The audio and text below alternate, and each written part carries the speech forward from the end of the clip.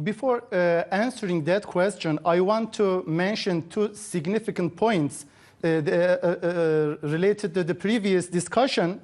The first one is there was some questions and discussions about the confidence of the elections, confidence in elections, or the security of the ballot box and voter list. We have seen that this is a real success for Turkish democracy, and all sides who were claiming that there is no confidence in the election results, and I think they should at least keep this away.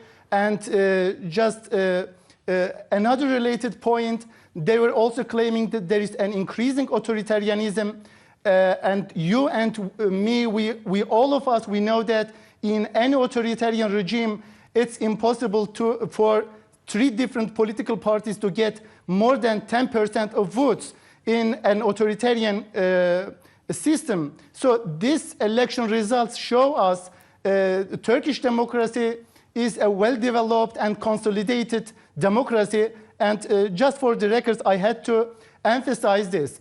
When we come to your question, I think Recep Tayyip Erdoğan, yes, is calling for all political parties to behave responsibly.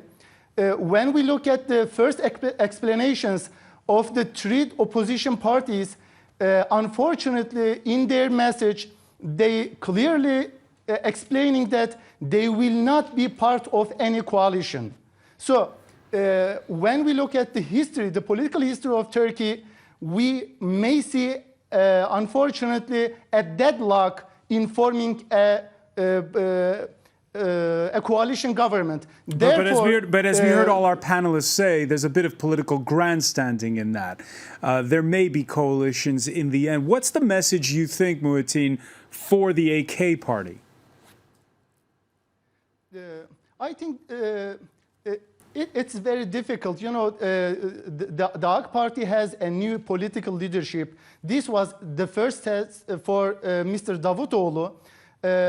Probably when they say behave responsibly, that means you need to discuss any possible options. That means Turkey should not remain without a government. That is, he advised, in one sense, to form a coalition. But when we look at the messages of the opposition party, it doesn't make any sense to expect the forming a coalition in 45 days.